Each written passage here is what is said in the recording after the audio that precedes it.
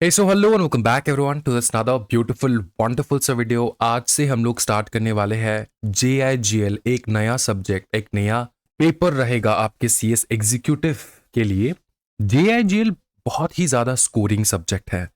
5 minute के लिए सबसे पहले ओवरव्यू लेंगे सब्जेक्ट का, उसके बाद कैसे आपको अप्रोच रखना है JIGL के लिए मैं वो बता दूंगा। उसके बाद आपको जो है चैप्टर कराऊंगा, ठीक है? ओके, सो JIGL में गुड न्यूज ये है कि JIGL में 4 चैप्टर्स जो है ना वो कट चुके हैं।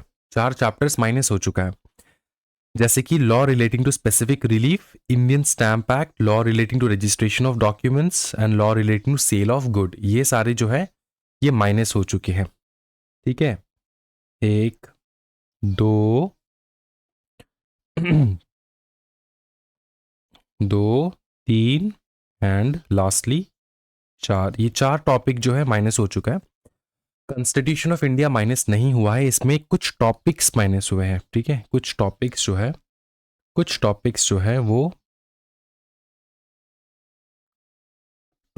वो हट चुका है कॉन्स्टिट्यूशन ऑफ इंडिया। ज्यादा कुछ नहीं, 3-4 टॉपिक्स जो है हट चुका है कॉन्स्टिट्यूशन ऑफ इंडिया से। बाकी जो है पूरा का पूरा सिलेबस आपका यही रहता है, ठीक है? JIGL को पढ़ने का तरीका जो है मैं आपको समझाता हूं। It is very different from any other subject. JIGL is completely different, ठीक है? JIGL is completely different.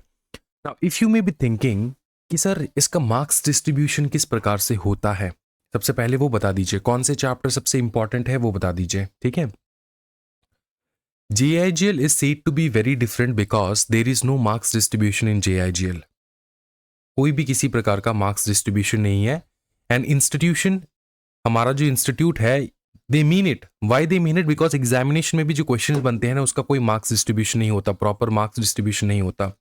Even if you are trying to calculate the marks distribution of each chapter from the previous year question papers, फिर भी आपको फायदा नहीं होगा। Why? Because her paper में, हर term में JIGL में इंस्टीट्यूट ने खेला किया है, खेला। What does that mean? That means कि कोई chapter, for example sources of law, sources of law से एक टर्म में 15 मार्क्स के क्वेश्चंस पूछे गए हैं। उसी प्रकार से दूसरे टर्म में 0 मार्क्स के क्वेश्चन पूछे गए हैं। Understood? So there is no chapter marks distribution. किसी भी चैप्टर में से ज्यादा मार्क्स, किसी भी चैप्टर में से कम मार्क्स पूछे जा सकते। कॉन्स्टिट्यूशन ऑफ इंडिया सबसे ज्यादा हाई वेटेज चैप्टर माना जाता था, 20 मार्क्स। लेकिन एक टर्म हम लोगों ने ऐसा भी देखा है जहां पे कॉन्स्टिट्यूशन ऑफ इंडिया में 5 मार्क के क्वेश्चंस भी नहीं बने हैं। Understood? So do not make a mistake कि JIGL में हम लोग इंपॉर्टेंट चैप्टर्स करके चले जाएंगे। JIGL में सारे चैप्टर्स इंपॉर्टेंट रहते हैं because there is no marks distribution in JIGL। I am telling you again and again, there is no such kind of marks distribution. अगर आप किसी का मार्क्स डिस्ट्रीब्यूशन भी फॉलो कर रहे हो, then might be you'd be surprised in your examination, because institute JIGL में शौक रखता है कि स्टूडेंट्स को सरप्राइज करते हैं, ठीक है? स्टूडेंट्स को सरप्राइज करना है, तो इसीलिए JIGL में हर एक चैप्टर जो है इंपॉर्टेंट हो जाता है। अंडरस्टूड? एंड हर एक चैप्टर एक दूसरे से बहुत डिफरेंट है, इसलिए आपको बहुत मजा आएगा सीखने में। आज जो हम लोग चैप्टर करने वाले हैं ना दोस्तों, वो है हमारा इंटरप्रिटेशन ऑफ स्टैट्यूट। यहां से हम लोग स्टार्ट करेंगे। ये है तुम्हारा क्लास 1, यहां पे रहेगा क्लास 1 रहेगा, इंटरप्रिटेशन ऑफ स्टैट्यूट। ठीक, क्या ये समझ में आ रहा है आपको? तो क्लास 1 में हम लोग देखेंगे इंटरप्रिटेशन ऑफ स्टैट्यूट। अब देखते हैं कि चैप्टर को कंप्लीट कर पाते हैं या फिर चैप्टर जो है हम लोग सेकंड क्लास लेना पड़ेगा, वो हम लोग देखेंगे। बहुत ही ज़्यादा फोकस्ड पढ़ाई करेंगे, ऐसा नहीं करेंगे टाइम वेस्ट हो जाए किसी का, ठीक है? ना तो आपका टाइम वेस्ट होने दूंगा मैं, ना ही मेरा टाइम वेस्ट होने दूंगा मैं। बहुत ही ज़्यादा डेडिकेटेडली हम लोग चैप्टर्स को कंप्लीट करेंगे। चैप्टर्स हम लोग देखने वाले interpretation of statute. Sir notes कहाँ से मिलेगा? नोट्स मैं अवेलेबल करवा दूंगा ग्रुप्स में, टेंशन नहीं लेना है, ठीक है? सारे ग्रुप्स के लिंक डिस्क्रिप्शन के नीचे है। इस चैप्टर के ऊपर हम लोग क्वेश्चन प्रैक्टिस करेंगे आज। रिक्वेस्ट है हर एक स्टूडेंट को कि क्वेश्चन प्रैक्टिस सीरियस से ले। अगर आप सोच रहे हो कि कल करेंगे, परसों करेंगे, तो कल जो है फूल मुरझा जाते हैं, आप भी मुरझा जाओगे। समझ में आ रहा है? तो कल के लिए कुछ भी नहीं रखना है, आज के आज आपको कंप्लीट करना है। जो भी स्टूडेंट इस चैनल पे नए हैं, do subscribe to the channel, like the video and comment करो, अपना अटेंडेंस दो अपने कमेंट सेक्शन पे। Attendance is mandatory for each and every students. मुझे ईच एंड एवरी स्टूडेंट का नाम पता होना चाहिए कि कौन कौन स्टूडेंट जो है देख रहे हैं वीडियो, सो दैट मैं पर्सनली गाइड कर पाऊँ आपको। ठीक है, मैंने ड्यूटी लिया है कि आपका पूरा सिलेबस कंप्लीट कर दूँ 3 महीने में। एंड ऑल्सो ये ड्यूटी लिया है, आपका ड्यूटी ये है कि आप इस चैनल को ज़्यादा से ज़्यादा सपोर्ट करोगे सो दैट ये वीडियोस ज़्यादा से ज़्यादा स्टूडेंट्स तक पहुंच पाए। ठीक, ओके। सो जैसे आपका पार्टिसिपेशन रहेगा वैसे मेरा पार्टिसिपेशन रहेगा। अगर आपने पार्टिसिपेशन कम कर दिया then we may discontinue this lectures and all. ठीक है, तो इसके लिए आपको बहुत ज़्यादा पार्टिसिपेशन करना है। Starting with the lecture interpretation of statute, बहुत ज़्यादा मजा आने वाला है, बहुत अच्छे से देखना है। Interpretation of statute. स्टैट्यूट, अच्छा, जब हम लोग कहते हैं ना इंटरप्रिटेशन ऑफ स्टैट्यूट, सबसे पहले एक एक वर्ड को समझेंगे। इंटरप्रिटेशन का मतलब क्या होता है, तात्पर्य क्या होता है, ये इंटरप्रिटेशन का मतलब क्या है, मीनिंग क्या है। इंटरप्रिटेशन का मतलब होता है मीनिंग निकालना। व्हाट डू यू मीन कहते हैं ना हम लोग, व्हाट डू यू मीन। ठीक है, what do you actually mean. तो किसी भी वर्ड का, किसी भी लॉ का अर्थ निकालना, मीनिंग निकालना, इसी को कहा जाता है इंटरप्रिटेशन। ठीक है, इंटरप्रिटेशन। अब ये जो स्टैट्यूट है, स्टैट्यूट का मतलब होता है रिटन लॉ। रिटन लॉ, ये है स्टैट्यूट का मतलब। तो मतलब हम लोग मीनिंग निकाल रहे हैं, मीनिंग निकाल रहे हैं किस चीज का, रिटन लॉ का। रिटन लॉ का हम लोग मीनिंग निकाल रहे हैं, यही है ये चैप्टर। अब ये इंपॉर्टेंट क्यों है आपके सिलेबस में, क्यों है ये चैप्टर? क्योंकि आप देखोगे हम लोग सब लोग जो है, हम लोग या तो सेबी पढ़ रहे हैं, या तो हम लोग कॉन्ट्रैक्ट पढ़ रहे हैं, या तो हम लोग कंपनीज एक्ट पढ़ रहे हैं। तो हम लोग एक प्रकार से सिर्फ लॉ ही पढ़ रहे हैं। तो लॉ को ठीक तरीके से इंटरप्रिटेशन करना एक इम्पॉर्टेंट डिसीजन होता है। ठीक है, क्योंकि law it is not that easy to interpret. अगर आप सोचोगे कि जो इजी नॉर्मल लैंग्वेज से हम लोग इंटरप्रेट करेंगे तो वो इंटरप्रेट सही से नहीं हो पाएगा। तो हर सब्जेक्ट को, हर एक प्रोविजन को, हर एक एक्ट को, हर एक सेक्शन को किस प्रकार से इंटरप्रेट करना होता है, किस प्रकार से मीनिंग निकालना होता है, यही हमको ये चैप्टर जो है समझाता है। अंडरस्टूड? तो चैप्टर क्या है, मीनिंग निकालना है किस चीज का, रिटन लॉ का, जो भी हम लोग पढ़ रहे हैं। सबसे पहले हम लोग डेफिनेशन में चलेंगे। ठीक है, देखो, सबसे पहले डेफिनेशन में हम लोग सीखेंगे what is a statute. Statute का मतलब होता है, स्टैट्यूट का मतलब होता है रिटन लॉ। क्या बताओ? स्टैट्यूट का मतलब होता है रिटन लॉ। अच्छा, स्टैट्यूट का और एक मतलब होता है कि will of the legislature, will of the legislature. ठीक है, लेजिस्लेचर मतलब जो लॉ बनाते हैं, पार्लियामेंट। ठीक है, पार्लियामेंट या तो स्टेट लेजिस्लेचर वो। ठीक है, लाइक द पार्लियामेंट। ठीक है, लाइक द पार्लियामेंट।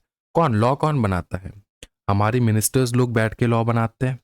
हमारे जो मिनिस्टर्स है, हमारे जो मिनिस्टर्स है जो पार्लियामेंट में बैठे हैं, वो लॉ बनाते हैं, है ना। वो लॉ लिखते जरूर नहीं है, लेकिन उनके उनके दिमाग में क्या चल रहा है उसके हिसाब से लॉ मेकर्स, जो ड्राफ्टिंग कमेटी होता है, वो बैठ के लॉ बनाते हैं। एंड जो ये चाहते हैं वही लॉ में होता है ना। जो जिस प्रकार का गवर्नमेंट आ जाए, जिसका जिसका जिसका एक आइडियोलॉजी हो, जिसका एक एक प्रकार का थिंकिंग जो है प्रोसीजर हो, उसके हिसाब से जो वो लोग सोचते हैं, जो उनका धारणा है, ठीक है, जो उनका सोच है, उसके हिसाब से वो लोग लॉ बनाते हैं। अगर वो लोग सोच रहे हैं कि भैया हम लोग इंफ्रास्ट्रक्चर डेवलप करेंगे तो बहुत ज़्यादा इंफ्रास्ट्रक्चर लॉ तुमको देखने को मिल जाएगा, कंट्री में बन रहे हैं दिस एंड दैट। तो सिंपल चीज़ ये है कि ये जो मिनिस्टर्स बैठे हैं ये बनाते हैं लॉ। ये है मिनिस्टर्स कहाँ पे बैठे हैं, पार्लियामेंट में बैठे हैं। ठीक है, तो विल ऑफ द लेजिस्लेचर मतलब ये जो बैठे हैं ये कहाँ पे बैठे हैं, लेजिस्लेचर मतलब पार्लियामेंट। ठीक, ये जो पार्लियामेंट है, विल का मतलब होता है इच्छा। पार्लियामेंट में बैठे जो लोग हैं उनका इच्छा जो है वही वो लोग स्टैट्यूट में लिखते हैं, रिटन लॉ में लिखते हैं। यह समझ में आ रहा है? तो ये जो कंपनीज एक्ट का जो लॉ है ये एक रिटन लॉ है। ठीक है, ये जो कॉन्ट्रैक्ट एक्ट का लॉ है ये एक प्रकार का रिटन लॉ है। ये क्या है बताओ, रिटन लॉ है। तो ये क्या है, विल ऑफ द लेजिस्लेचर मतलब पार्लियामेंट क्या करना चाहता है, उसका इच्छा। पार्लियामेंट में बैठे जो मिनिस्टर्स है वो, अब यहाँ पे सिर्फ पार्लियामेंट मतलब पार्लियामेंट नहीं, स्टेट लेजिस्लेचर भी आ जाता है, याद रखना। कौन? स्टेट लेजिस्लेचर मतलब स्टेट के अंदर, स्टेट के अंदर भी तो लॉ स्टेट लेजिस्लेचर बनाते हैं। स्टेट के लेजिस्लेचर में जो बैठे हैं वो लोग बनाते हैं स्टेट लेवल लॉस। ठीक है ना। एंड पार्लियामेंट में कंट्री का पूरा पूरा नेशन लेवल लॉस जो है पार्लियामेंट में बनता है। ठीक, क्या है समझ में आ रहा है? रिटन लॉ, रिटन लॉ मतलब लिखा हुआ लॉ। चलो आगे बढ़ेंगे हम लोग सीधा। नेक्स्ट जो टॉपिक है ना हमारा, ये क्रिमिनल अपडेट वगैरह जो है नॉर्मल चीज है, ये पढ़ने लायक कुछ नहीं है इसमें। क्लासेस ऑफ स्टैट्यूट्स तुमको सीधा यहां से करना है। Need for interpretation of statute, सबसे पहले हम लोग ये देखेंगे। पहले ये कर ले कि इंटरप्रिटेशन ऑफ स्टैट्यूट का दरकार क्या है, उसके बाद हम लोग देखेंगे क्लासेस ऑफ स्टैट्यूट। ठीक है, need for interpretation of statute, why interpret, interpret हम लोग क्यों कर रहे हैं? Law are written by humans and language isn't always perfectly precise, language हमेशा प्रिसाइज नहीं होता है। अगर मैं इंग्लिश में ही कुछ बोल दूं तुमको, एक वर्ड का बहुत सारा मीनिंग निकल सकता है, एक वर्ड का बहुत सारा मीनिंग निकल सकता है, समझ में आ रहा है? तो इसलिए जब ये एक वर्ड का बहुत सारा तात्पर्य मीनिंग निकलता है ना, तो अपने को करेक्ट मीनिंग पकड़ के उसको इंटरप्रेट करना होता है, करेक्ट मीनिंग पकड़ के उसको इंटरप्रेट करना होता है। तो वही टेक्निक तुमको यहाँ पे सीखने को मिलेगा इस चैप्टर में कि करेक्ट मीनिंग कैसे निकाले। एक वर्ड का तो बहुत सारा मीनिंग हो सकता है, एम्बिगियस हो सकता है, मतलब बहुत सारे मीनिंग होना, एक वर्ड का अलग अलग मीनिंग होना। कौन सा मीनिंग मैं पकड़ूं, समझ में आ रहा है? इस लॉ को इंटरप्रेट करने के समय कौन सा मीनिंग मैं पकड़ूं, क्या ये समझ में आ रहा है? ओके। एम्बिग्यूटी मतलब words have multiple meanings, the English language isn't like maths, it is a nuisance. ठीक है, न्यूएंस मतलब मैथ्स की तरह नहीं है। जैसे कहते हैं ना, English is a very funny language, Ajay Devgan का कहना है कि English is a very funny language, it is actually a very funny language, क्योंकि एक वर्ड के बहुत सारे तात्पर्य निकल सकते हैं। ठीक है, अच्छा, इसके कारणवश हम लोग इंटरप्रेट कर रहे हैं स्टैट्यूट्स का। अब ये जो स्टैट्यूट है ना दोस्तों, इसका बहुत सारा प्रकार हम लोग देख सकते हैं। प्रकार मतलब टाइप्स ऑफ स्टैट्यूट देख सकते हैं हम लोग। ठीक है, सबसे पहला देखो डिफरेंस क्या है। सबसे पहला एक प्रकार का टाइप कौन सा है, देखो, कोडिफाइंग। कोडिफाइंग का मतलब होता है put together the existing law on a subject in one place, example Hindu marriage act. अब आप देखोगे कि ये जो कुछ लॉज ऐसे होते हैं ना, जो कभी कभार लिखित होते हैं, कभी कभार ना लिखित होते हैं, लेकिन लॉ होते हैं, हम लोग मान के चलते हैं उन चीज को। ठीक है, जैसे एक परफेक्ट एग्जाम्पल है हिंदू मैरिज एक्ट का। ये हिंदू मैरिज एक्ट आने से पहले हिंदू मैरिज एक्ट कर का नाम का कोई एक्ट था नहीं, ये तो बनाया गया। अब ये जो हिंदू मैरिज एक्ट बनाया गया, ये किस लिए बनाया गया? क्योंकि बहुत सारे अनरिटन लॉज थे हिंदूज के रिगार्डिंग मैरिजेस। ठीक है ना, मैरिज के रिगार्डिंग बहुत सारे अनरिटन लॉज थे। तो इसको एक साथ लाना, एक प्रॉपर डॉक्यूमेंट बनाना, एक प्रॉपर एक्ट बनाना, इसलिए एक प्रकार का स्टैट्यूट जो है ये होता है कोडिफाई करना। कोडिफाइंग का मतलब होता है एकजुट करना, प्रॉपर एक्ट बनाना, प्रॉपर लॉ बनाना। ठीक है, क्या ये समझ में आ रहा है? तो ये इस प्रकार के स्टैट्यूट्स जो है पार्लियामेंट जो है ये पास कर सकते हैं। दूसरा है डिक्लेरेटरी। डिक्लेरेटरी का मतलब होता है एक्सप्लेनेशन देना, जस्ट क्लैरिफाइज और explains what the existing law is. ठीक है, कि हम लोगों ने ऑलरेडी लॉ बना चुके हैं, इसके ऊपर हम लोग एक्सप्लेनेशन दे रहे हैं, एक्सप्लेनेशन दे रहे हैं, समझ में आ रहा है? तो एक प्रकार हो गया डिक्लेरेटरी। फिर आता है रेमेडियल। रेमेडियल का मतलब होता है कोई भी प्रॉब्लम को फिक्स करने का लॉ, कोई भी प्रॉब्लम हो रहा है उसको फिक्स करने का लॉ। क्या बताओ? जज made law to fix problems. ठीक है, और प्रोवाइड रेमेडी। तो इसको ये भी एक प्रकार का स्टैट्यूट होता है। ठीक है, ओके। उसके बाद अमेंडिंग। अमेंडिंग मतलब अमेंडमेंट लाना, चेंज करना, जो ऑलरेडी एग्जिस्टिंग स्टैट्यूट है उसको चेंज करना। जैसे कि हमारे कंपनीज एक्ट में बार बार चेंजेस आते हैं, ठीक है ना, अमेंडमेंट आता रहता है, तो ये बार बार चेंज करना। ये जो बार बार चेंज हो रहे हैं, इसके लिए भी जो लिखित डॉक्यूमेंट्स आ रहे हैं फ्रॉम द पार्लियामेंट, तो वो सारे भी स्टैट्यूट ही होता है। सबको हम लोग, इस सब चीज को हम लोग स्टैट्यूट कहते हैं। ठीक है, क्योंकि ये रिटन लॉ है। फिर आता है कॉन्सोलिडेटिंग। कॉन्सोलिडेटिंग का मतलब होता है बहुत सारे एक्ट को मिला के एक जगह पे लेकर आना, जैसे कि कोड वगैरह। ठीक है, जैसे पहले था इंडियन पेनल कोड, पहले कोड थे, अब कोड वर्ड नहीं है, अब तो हट चुका है। ठीक है, BNS आ चुका है, भारतीय न्याय संहिता। तो ये जो है हम लोग क्या करते हैं, combine several previous statutes on the same subject into one act. तो पहले जितने भी सारे स्टैट्यूट्स थे उसको एक साथ मिला के एक करना। जैसे मैं तुमको समझाता हूँ, GST के पकड़ लो। GST आने से पहले स्टेट लेवल बहुत सारे टैक्स होते थे, स्टेट लेवल या फिर तुम कह लो सेंट्रल लेवल जो है, बहुत सारे टैक्सेस होते थे। वैट होता था, ये होता था, वो होता था, इन सबको मिला के एक लॉ बनाया गया जिसको कहा जाता है जीएसटी। समझ में आ रहा है? समझ में आ रहा है? तो इस प्रकार से कंसोलिडेट करना। तो जीएसटी जो है ये भी तो एक प्रकार का स्टैट्यूट है, एक रिटन लॉ है, ठीक है। फिर एनेबलिंग, रिमूव्स अ रिस्ट्रिक्शन और ग्रांट्स अ न्यू पावर और राइट, ठीक है। मतलब ऐसे भी लॉज निकलते हैं, ऐसे भी वचन जो है पार्लियामेंट से निकलता है जो रिमूव करता है किसी भी प्रकार का रिस्ट्रिक्शन और ग्रांट करता है नया प्रकार का पावर एंड राइट। फिर आता है डिसेबलिंग, रिस्ट्रिक्ट राइट और the alienation transfer of property, ठीक है। जैसे तुम लोग देखोगे कि बहुत सारे ऐसे लॉज बन रहे हैं इन द पार्लियामेंट, ठीक है, एंड उसके ऊपर वार्तालाप चल रहा है, ठीक है। जैसे कि वक्फ एक्ट जो है उसके ऊपर, ठीक है, transfer of property, alienation of property, right to the property, ठीक है। तो किसके ऊपर राइट लगाना, किसके ऊपर रिस्ट्रिक्शन करना, इससे इसके रिगार्डिंग जो है लॉज भी बनते हैं, इसके रिगार्डिंग जो है तुम्हारे बहुत सारे लॉज बनते हैं इन द पार्लियामेंट। डिसेबलिंग का मतलब होता है जिस, पकड़ लो तुम्हारा अगर वहां पे अधिकार था उस अधिकार को डिसेबल कर देना, समझ में आ रहा है? उस अधिकार को छीन लेना, माइनस कर देना, अंडरस्टूड। फिर आता है पेनल। पेनल मतलब पेनल्टी वाला प्रोविजंस जो है, पेनल्टी वाले जो है स्टैट्यूट्स बनते हैं। जैसे पहले था पेनल कोड, ठीक है, अब तो पेनल कोड हट चुका है। अब अलग अलग प्रकार के जो है तुमको देखने को मिलेगा, अब नया नया सीखने को मिलेगा, तुमको बहुत मजा आएगा।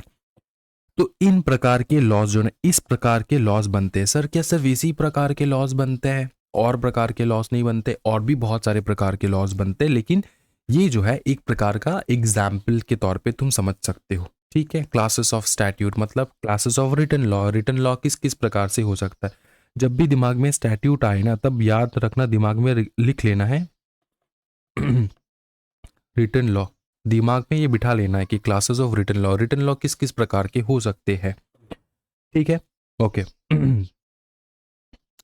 फिर जो है ना ये सारे जो है जजेस वजेस, ये जो जज का रोल क्या होता है, गोल ऑफ इंटरप्रिटेशन जो है, ये सारे ना एकदम बेसिक चीजें हैं। जब ये नया नया तुम्हारा कंपनी लॉ, सॉरी, सिलेबस आएगा रिगार्डिंग कंपनी लॉ, जेआईजीएल, बाकी की सब्जेक्ट्स, ये शायद हटा दिया जाए, ठीक है, क्योंकि बहुत ज्यादा जो हिस्ट्री के बारे में बात करता है, जो हिस्ट्री नहीं पूछा जाएगा, हिस्ट्री नहीं पूछा जाता तुमको एग्जामिनेशन में, तो तुमको सीधा काम के चीज पे आना है, ठीक है, ओके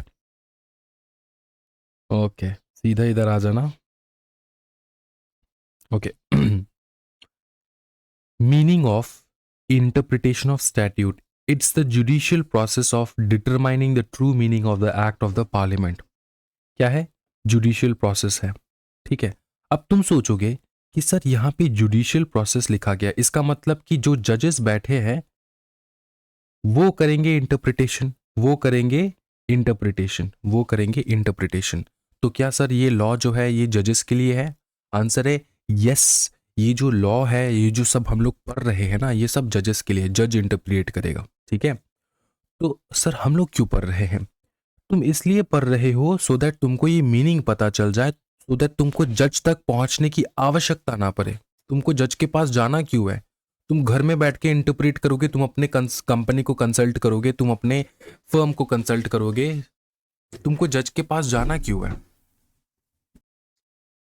तो जज जो है वो तो भैया, वो तो उन लोगों के लिए है जो लॉ नहीं पढ़ सकते, जो लॉ के बारे, लॉ को इंटरप्रेट नहीं कर पाते, जो लॉ जानते नहीं है, उनके लिए होता है जज, ठीक है। तुम जज के पास, समझ में आ रहा है ना, तुमको रखा गया है सो दैट तुम अच्छे से इंटरप्रेट कर पाओ प्रॉपरली, एंड तुमको जज के पास जाने की आवश्यकता ना पड़े, इसलिए तुमको रखा गया है। समझ में आ रहा है ना? तो हम लोग क्या करते हैं, और वैसे भी पकड़ लो अगर किसी प्रकार का कॉन्फ्लिक्ट हो जाए, हम लोग जजेस के पास जाएंगे, तो फाइनल जो जज है वो किस हिसाब से, किस रूल पे, किस रूल के हिसाब से, किस आधार पे वो जजमेंट सुनाएगा, किस हिसाब से वो इंटरप्रिएट करेगा। देखो सब कुछ इंटरप्रिटेशन के ऊपर डिपेंड करता है। पार्लियामेंट में बनता है लॉ, पार्लियामेंट में बनता है लॉ, ठीक है। अब लॉ को ए ने कहा, ए और बी के बीच में ये लॉ, ए और बी को अगर कहोगे, ठीक है, कि लॉ को इंटरप्रेट करो, तो ए एंड बी पकड़ लो, ये लेफ्ट विंग का है, ये राइट विंग का है। फॉर एग्जाम्पल अगर ये दोनों अलग अलग मेंटालिटी, अलग अलग माइंडसेट के हैं, अगर इसको तुम इंटरप्रेट करने कहोगे तो ये दोनों अलग अलग इंटरप्रिटेशन निकालेगा, ठीक है। लेकिन सही इंटरप्रिटेशन क्या है? ठीक है, अगर अगर बी कहेगा कि नहीं मेरा इंटरप्रिटेशन सही है, तो ए कहेगा कि नहीं मेरा इंटरप्रिटेशन सही है।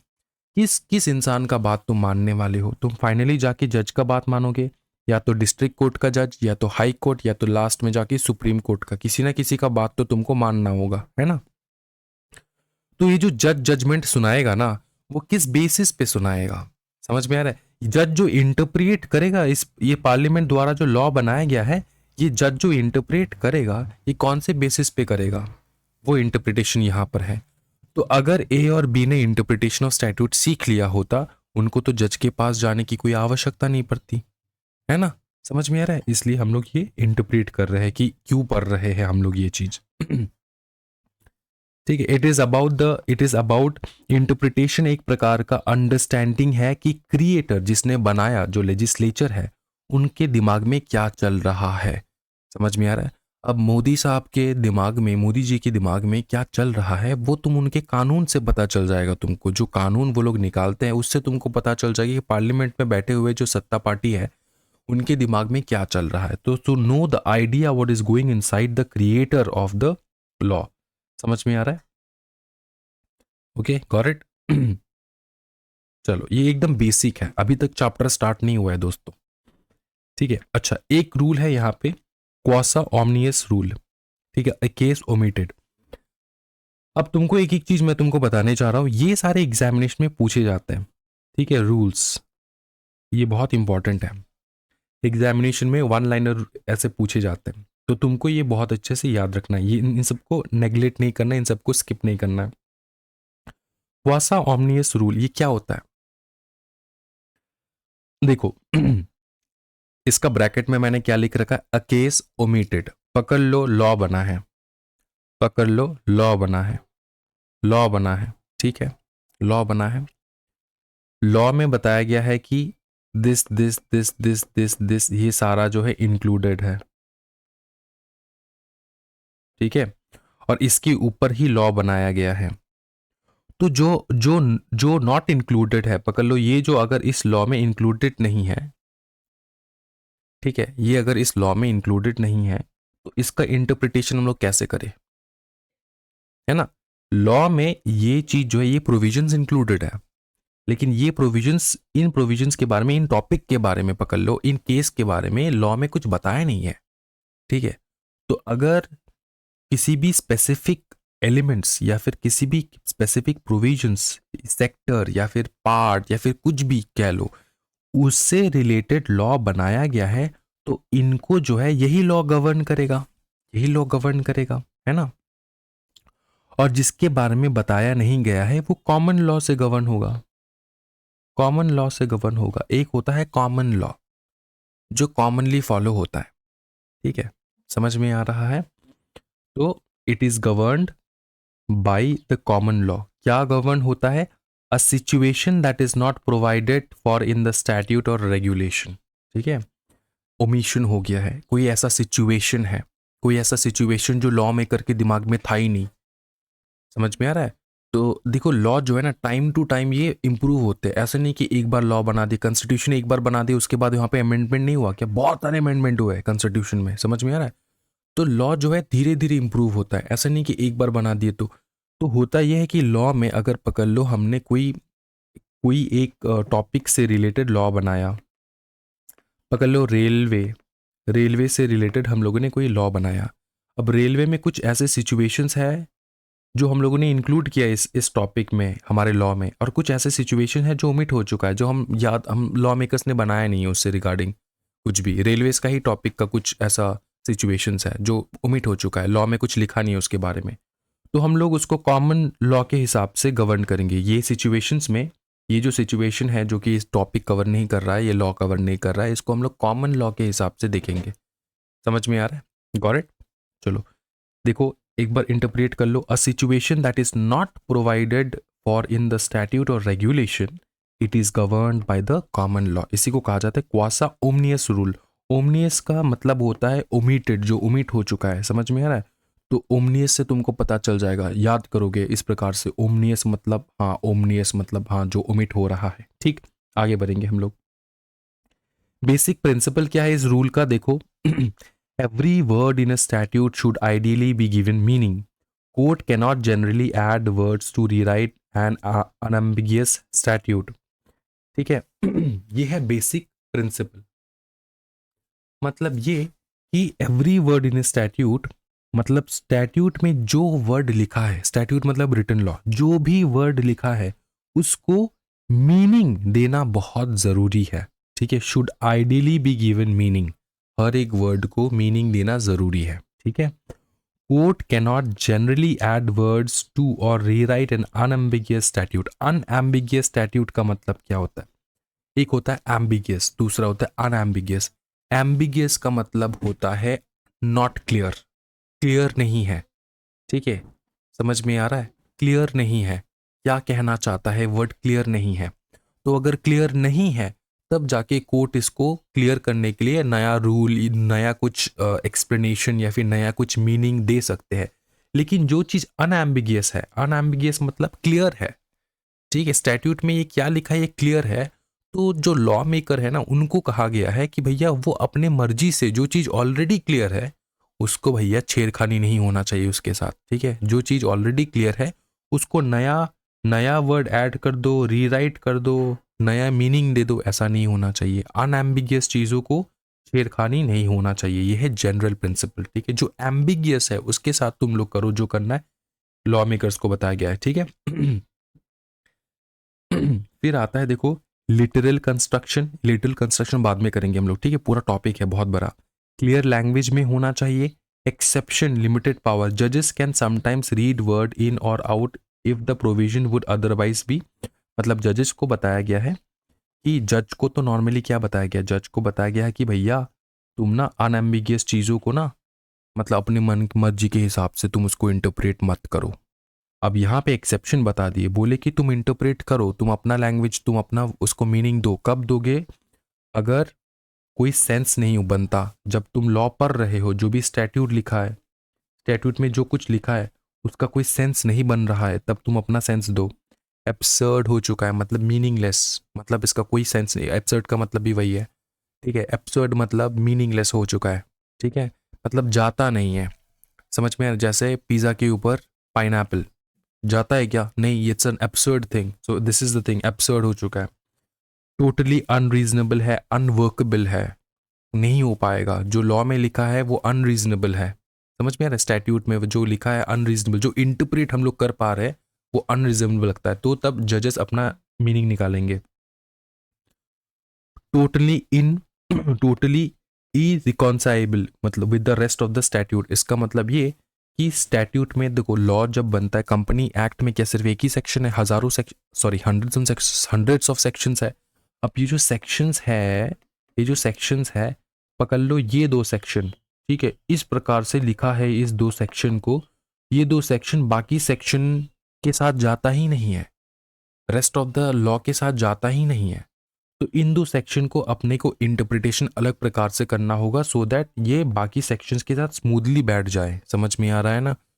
तो that is the thing. Totally irreconcilable with the rest of the statute. दूसरे स्टैट्यूट के जो बाकी पार्ट्स है उसके साथ मिलता जुलता नहीं है, तो तब तुम मिलाओगे. कौन मिलाएगा? जज मिलाएगा. This is done only to prevent major problems, not just because जज think it could be better. जज को ऐसा नहीं लगना चाहिए, नहीं मैं तो अच्छा पार्लियामेंट से अच्छा रूल बनाऊंगा. ऐसा नहीं हो सकता कि जज अपने मन में चल रहा है उसके कि मैं तो पार्लियामेंट से ज़्यादा अच्छा रूल बनाऊंगा और उसने चेंज कर दिया. ऐसा नहीं है. जब जज को लगे कि भैया मेजर प्रॉब्लम हो सकता है तभी जाके. ठीक. अब तुमको एक चीज़ मैं बताता हूँ. मैं ये जो जज है ना, सुप्रीम कोर्ट के जो जज है एकदम सुप्रीम होते हैं, इनके ऊपर कुछ नहीं होता. सुप्रीम कोर्ट का जज सिर्फ एक ही इंसान को डरता है. ठीक है, वो है सुप्रीम कोर्ट के लॉयर्स को. ठीक है, तुमको एक्सप्लेनेशन देना होगा वरना तुम्हारा धज्जिया उड़ा देगा लॉयर. समझ में आ रहा है ना? जो सुप्रीम कोर्ट के लॉयर्स है, ये जो तुम्हारा सुप्रीम कोर्ट का लॉयर है, ये जो है जज को इस प्रकार से क्वेश्चन कर सकता है. जो सीनियर लॉयर्स है ना, इस प्रकार से क्वेश्चन करते कि जज भी जो है ना वो आंसर नहीं दे पाते. और आजकल तो सुप्रीम कोर्ट का सारा प्रोसीडिंग्स जो है ऑनलाइन दिख जाता है, तो जज को पब्लिक का डर रहता है. पब्लिक सबसे बड़ा जो डर है जज को वो है पब्लिक का, उसके बाद सुप्रीम कोर्ट के लॉयर्स का. और पूरे देश को डर होता है सुप्रीम कोर्ट का कि सुप्रीम कोर्ट ने कुछ जजमेंट दे दिया तो उसको तो फॉलो करना ही है. लेकिन पब्लिक के ऊपर कुछ नहीं रहता। पब्लिक अगर उसको रिवॉल्ट करे उसके ऊपर तो वो चेंज हो सकता है। तो सिंपल चीज़ ये है कि सुप्रीम कोर्ट के जज जो है ना अपने मन मर्जी के हिसाब से कुछ भी नहीं कर सकते। अगर उनको लगा कि यार मेजर प्रॉब्लम हो सकता है, इंटरप्रिटेशन सही नहीं बैठ रहा है, इस दो लाइन का इंटरप्रिटेशन सही से नहीं बैठ रहा है, बाकी का प्रोविजन के साथ मिल नहीं रहा है, तो हम लोग इसको अलग मीनिंग दे देंगे। क्या ये समझ में आ रहा है? जो सो दैट बाकी के प्रोविजंस के साथ स्मूथली बैठ जाए। क्या ये समझ में आ रहा है? ठीक, ओके। अभी देखो सीधा हम लोग जाएंगे यहां पे। अब स्टार्ट होगा हमारा चैप्टर। ठीक, ये तो हम लोगों ने बेसिक देखा है कि इंटरप्रिटेशन क्या क्या चीज ध्यान में रखना होता है। ठीक है, फिर है अभी अभी फिर से तुम्हारा डेफिनेशन आ जाएगा इंटरप्रिटेशन का। ये इंपॉर्टेंट नहीं है, सीधा इधर आ जाओ, सीधा इधर से स्टार्ट करना। यहां से स्टार्ट होता है तुम्हारा चैप्टर। ठीक है, चैप्टर स्टार्ट्स। एग्जाम में जो आएगा वो यहां से शुरू हो रहा है। प्राइमरी रूल ऑफ इंटरप्रिटेशन, बहुत ही beautiful primary rule, literal construction कहते हैं हम लोग। एग्जामिनेशन में बहुत बार पूछा गया है। देखो, प्राइमरी रूल या तो लिटरल कंस्ट्रक्शन, सिंपल चीज पकड़ लो। आज मैंने तुमको एक लॉ पढ़ने के लिए, रीड करने के लिए दिया है। रीड करिए, 1 2 3 4 5 6, पकड़ लो section 96 of the companies act. ये 6 प्रोविजन है। ठीक है, provision 1, provision 2, provision 3, provision 4, provision 5, provision 6 सब सेक्शंस है, पकड़ लो। ये मैंने तुमको दिया है रीड करने के लिए। ठीक है, तो तुम एकदम नए स्टूडेंट हो, या तो सिर्फ सीधा बीकॉम से यहाँ पे आ चुके हो, या तो तुम सीधा क्लास 12 से यहाँ पे आ चुके हो, और तुमको एक दिन मैंने बोला कि सेक्शन 96 पढ़ के दिखाओ। तो तुम क्या यूज करोगे? मतलब क्या क्या दिमाग में क्या चलेगा कि इसको कैसे इंटरप्रेट करना है? जब तुम पढ़ोगे इंग्लिश में तो तुम क्या यूज करोगे? लिटरल कंस्ट्रक्शन यूज करोगे। लिटरल कंस्ट्रक्शन का मतलब जो लिटरली लिखा है उसको तुम, उस वर्ड का मीनिंग क्या होता है इंग्लिश लैंग्वेज में, वो सबसे पहले तुम उसी प्रकार से इंटरप्रेट करोगे, है कि नहीं? तो पहले तुमने क्या किया? प्राइमरी रूल यूज किया, जो कि है लिटरल कंस्ट्रक्शन। क्या बताओ? लिटरल कंस्ट्रक्शन मतलब लिटरल कंस्ट्रक्शन। अच्छा, कंस्ट्रक्शन का मतलब होता है मीनिंग निकालना। वर्ड का मीनिंग निकाल रहे हो तुम, तो तुम कंस्ट्रक्ट कर रहे हो। ठीक है, लिटरल कंस्ट्रक्शन मतलब English, simple English grammar use करोगे। सिंपल इंग्लिश ग्रामर यूज करके जो तुमको समझ में आएगा वो समझोगे। ठीक, ये हो गया तुम्हारा लिटरल कंस्ट्रक्शन। जब तुमने लिटरल कंस्ट्रक्शन किया, तुमने मेरे को बताया कि सर मैंने लिटरल कंस्ट्रक्शन किया, जो लिखा है उसी का मीनिंग मैंने निकाला और ये मीनिंग निकल रहा है। फिर अगर मैंने तुमको कहा कि नहीं यार, ये जो तुमने मीनिंग निकाला ये करेक्ट नहीं है, तो तुम्हारा लिटरल कंस्ट्रक्शन करेक्ट नहीं हो रहा है, तो तुम फिर जाओगे नेक्स्ट पे। नेक्स्ट तुम लॉ ऑफ इंटरप्रिटेशन यूज करोगे। तुम क्या कर रहे हो? इंटरप्रिटेशन ही कर रहे हो। नेक्स्ट पे जाओगे। नेक्स्ट पे जाने से पहले हम लोग लिटरल कंस्ट्रक्शन एक बार और अच्छे से समझ लेते हैं, उसके बाद मैं तुमको बताऊंगा कि नेक्स्ट क्या होता है। ठीक, अच्छा, क्या है लिटरल कंस्ट्रक्शन? क्या है? Understanding the words, phrases and sentences in their natural, ordinary, popular, grammatical meaning। ठीक है, पॉपुलर ग्रामेटिकल मीनिंग। ठीक है, if doing so leads to absurdity or the context object of an act points to a different meaning, absurdity हो रहा है, तब हम लोग नहीं करेंगे। जैसे तुमने इसका मीनिंग निकाला, पहले तुमने इस वर्ड का, इस फ्रेज का, इस सेंटेंस का natural, ordinary, popular, grammatical, English grammatical meaning जो है वो तुमने निकाल के तुमने मेरे को बताया कि सर ये मीनिंग निकल रहा है। मैंने तुमको बताया नहीं भाई ये एब्सर्डिटी हो रहा है। एब्सर्डिटी मतलब ये मिल नहीं रहा है, ये सही नहीं है। ठीक है, समझ में आ रहा है? कोई मतलब इसका डिफरेंट ही मीनिंग होगा, तो तब तुम नेक्स्ट पे जाओगे। ठीक है, देखो लिटरल कंस्ट्रक्शन में तुम किसी प्रकार का वर्ड्स को ऐड नहीं करते। नो एडिंग और सब्सट्रैक्टिंग। डोंट ऐड वर्ड्स और ignore existing words if the language is clear. सबसे पहले तुम क्लियर नॉर्मल करोगे। तुमको जो लॉ में जो लिखा है इनमें से ये वर्ड को उठा के फेंक देना, इस वर्ड को ऐड कर लेना, ऐसा कुछ नहीं करोगे। जब तुमको नॉर्मली पूरा समझ में आ रहा है तो तुम नॉर्मली करोगे। अगर नहीं आ रहा है समझ में, इंटरप्रिटेशन करने के बाद कोई सेंस नहीं बन रहा है, तुमने मेरे को पूछा सर मैंने लिटरल कंस्ट्रक्शन किया, मैंने कहा कि सेंस नहीं बन रहा है, तब जाके तुम दूसरा करोगे। जब मैंने कहा कि सेंस बन रहा है तब तुम क्यों इसको छेड़खानी करोगे, है ना। तो दूसरा क्या करना है बाद में देखेंगे। यहाँ पे प्राइमरी रूल में लिटरल कंस्ट्रक्शन में नो एडिंग और सब्सट्रैक्टिंग याद रखना। रिडंडेंसी मतलब avoid interpretation that makes other parts of the act unless useless और रिडंडेंट, ठीक है। इस प्रकार से इंटरप्रेट ना करो। पकड़ लो ये प्रोविज सबसेक्शंस है, तुमने सबसेक्शन 1 सबसेक्शन 2 सबसेक्शन 3 इस प्रकार से इंटरप्रेट किया जिसका एकदम out of the world interpretation निकल रहा है, ये तो इसके साथ बाकी के लॉ जो है इसके साथ मैच ही नहीं खा रहा है। तो इस प्रकार से बकवास इंटरप्रिटेशन नहीं करना है, ठीक है। अच्छा, बेसिक प्रिंसिपल क्या है इसका, give meaning to every word, don't assume या फिर ओमिशन नहीं करना है, ठीक है। समझ में आ रहा है, ओके। ये सुप्रीम कोर्ट का व्यू है पवन कुमार के केस में। Use plain literal grammatical meaning first, सबसे पहले यही यूज करो। एक इंटरप्रिटेशन का स्टाइल है, सबसे पहले क्या यूज करना है, प्लेन लिटरल ग्रामेटिकल मीनिंग सबसे पहले यूज करना है। फिर तुम उसको मॉडिफाई एक्सटेंड अब्रीच अगर हो रहा only if the plain meaning contradicts the act, तभी तुमको मॉडिफाई करना है या फिर नेक्स्ट रूल पे जाना है, स्विच करना है जब तुमको लग रहा है कि यार जो मैंने इंटरप्रिटेशन किया ना वो सही से इस एक्ट के साथ, एक्ट के पर्पस के साथ बैठ नहीं रहा है।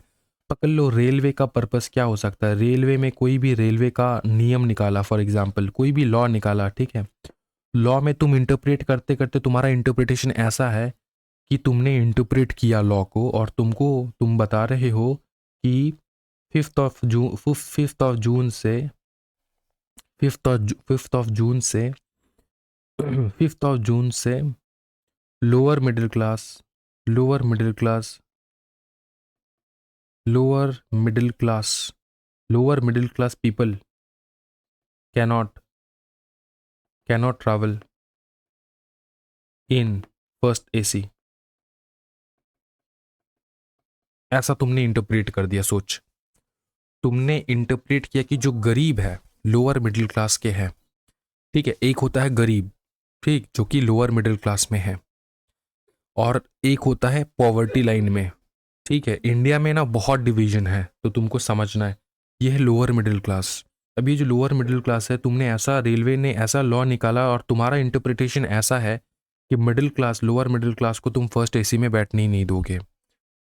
तो तुम फिर सोचोगे दिमाग में, अपने आप सोचोगे बैठ के चाय पीते पीते कि यार रेलवे का क्या ये मंशा हो सकता है क्या, इस प्रकार का रेलवे का मंशा हो सकता है, ये तुम सोचोगे। अब अगर तुमको लगा कि नहीं यार रेलवे तो ये एक्ट इस कारणवश लाया ही नहीं गया क्योंकि रेलवे ने स्पेसिफाई किया कि ये जो एक्ट है ये इंडिया के हर नागरिक के भलाई के लिए है, ये रेलवे ने बता दिया, ठीक।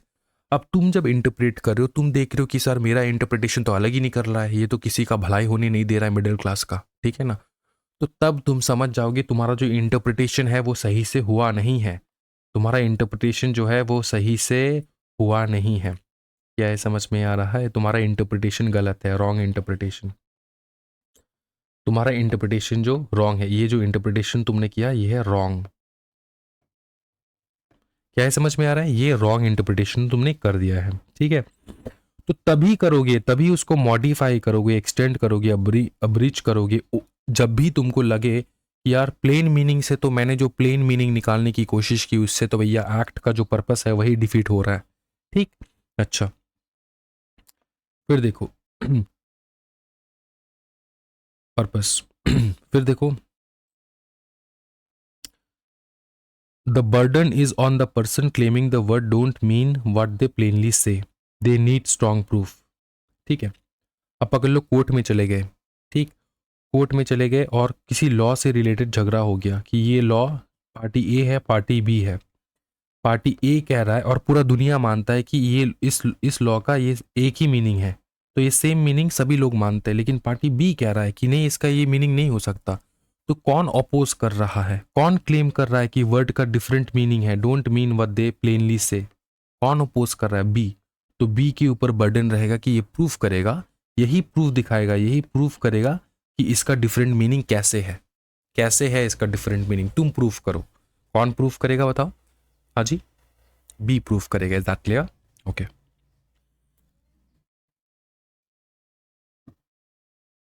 फिर है द मिस्चिफ रूल और हिडन्स रूल। द मिस्चिफ रूल और हिडन्स रूल बहुत ही इंटरेस्टिंग, सुनो।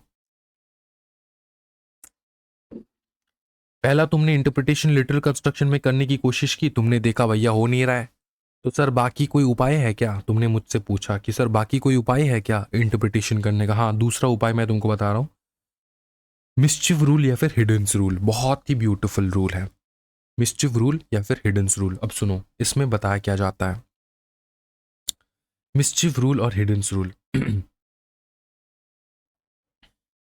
ठीक है, देखो मिस्चिफ रूल, ये जो वर्ड है मिस्चिफ,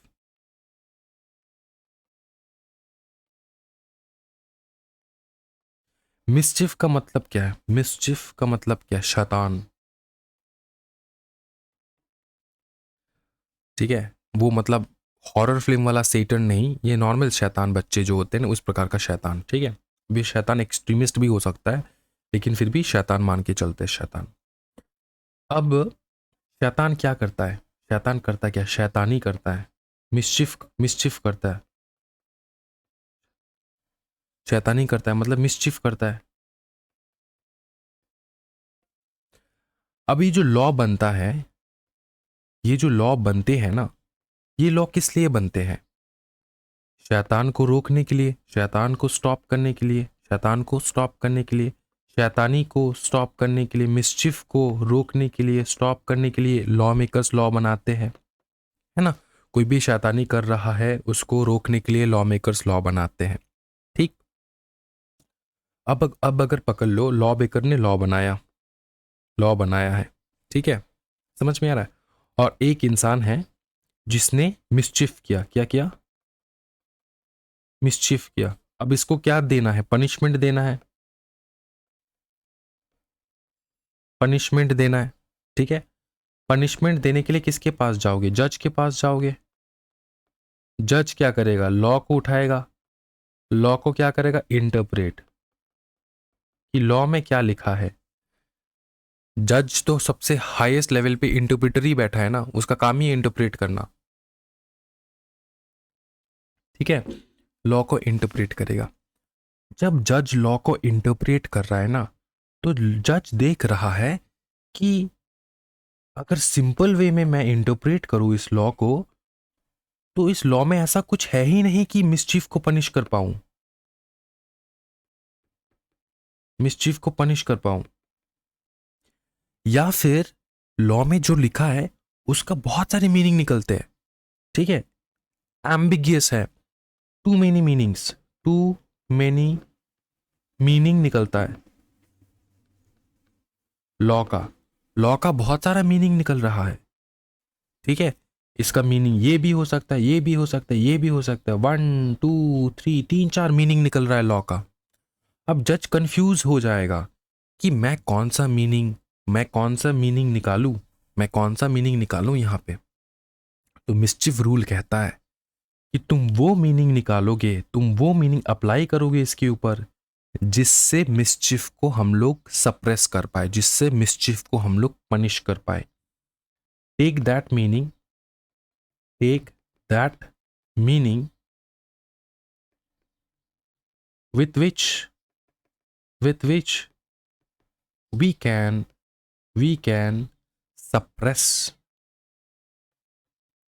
suppress या फिर punish the mischief, punish the mischief। क्या ये समझ में आ रहा है? punish the mischief। ठीक, ये है पूरा तुम्हारा मिस्चिफ रूल। ठीक है, देखो यहां से देखो, सबसे पहले ये देखो।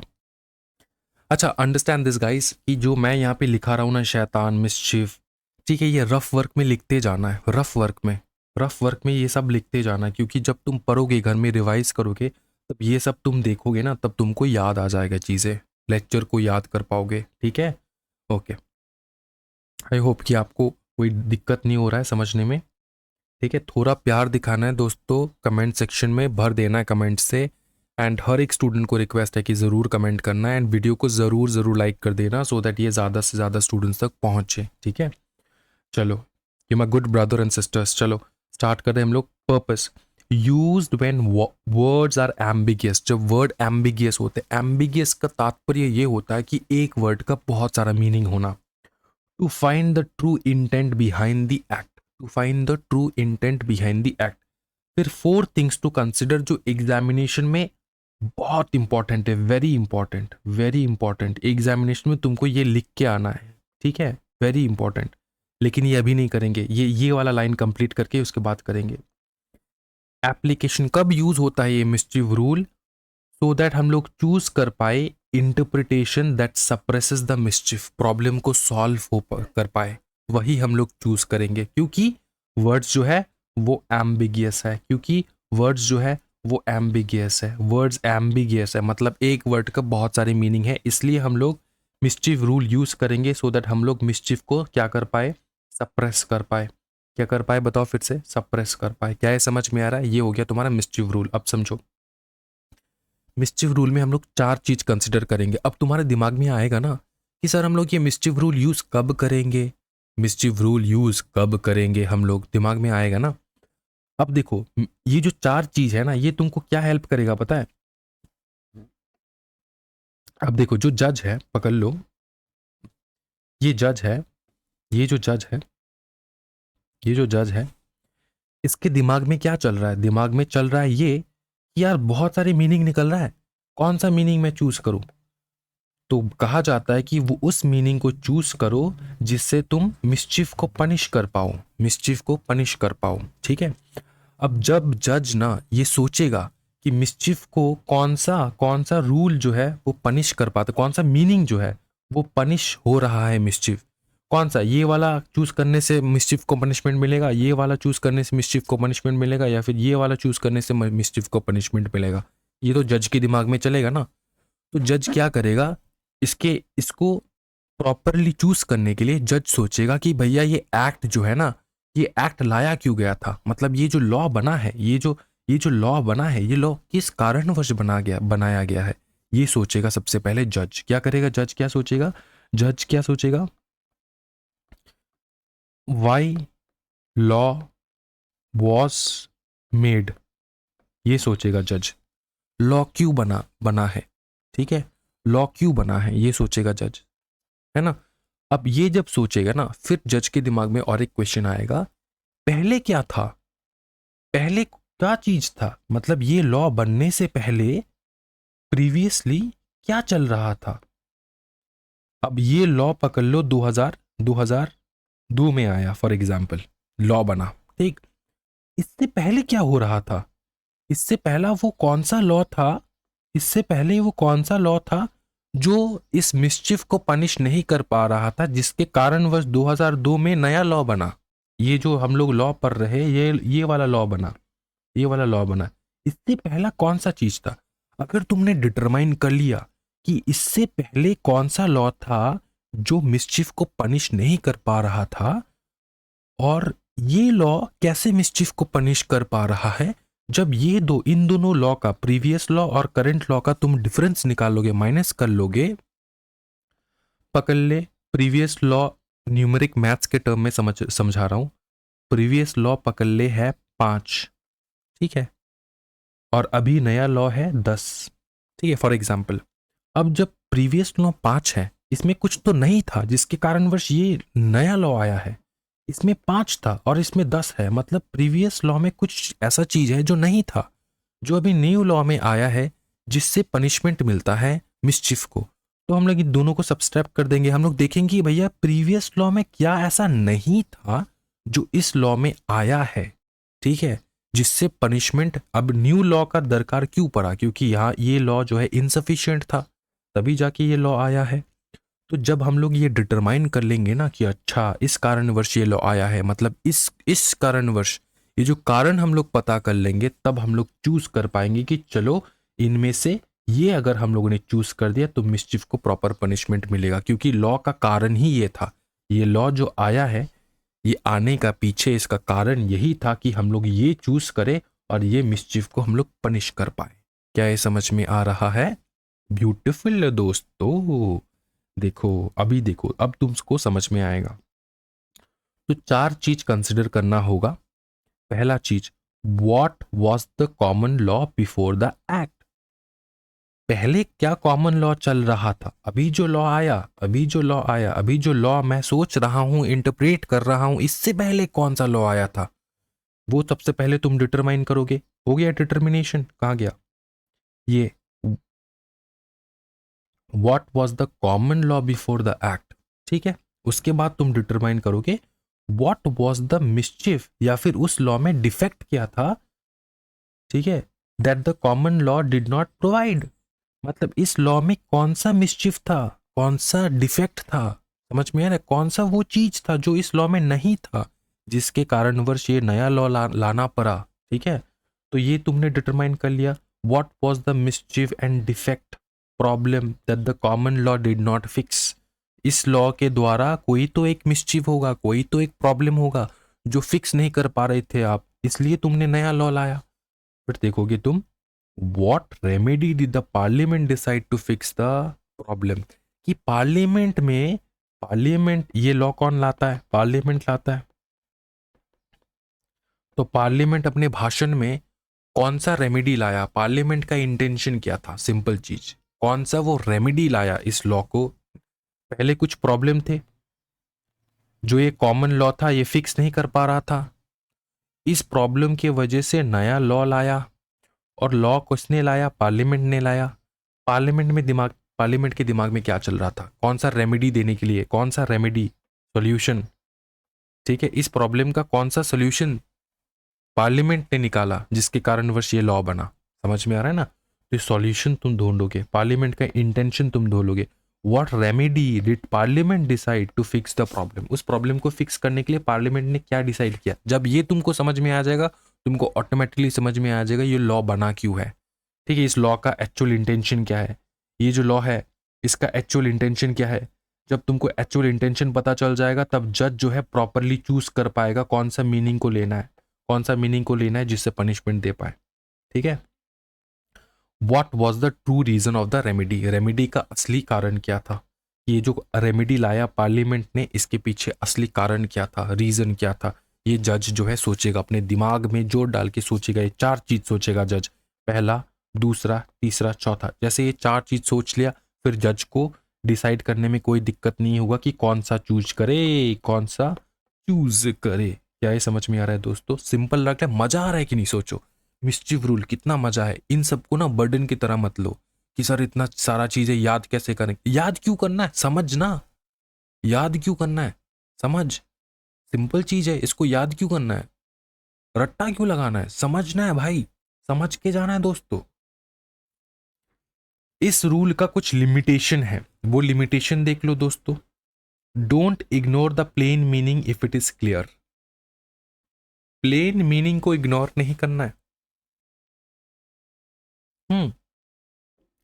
अगर मीनिंग क्लियर है, मीनिंग अगर क्लियर है तो प्लेन मीनिंग को इग्नोर नहीं करना है, अपने आप मिस्चिफ रूल घुसा नहीं देना है, ठीक है।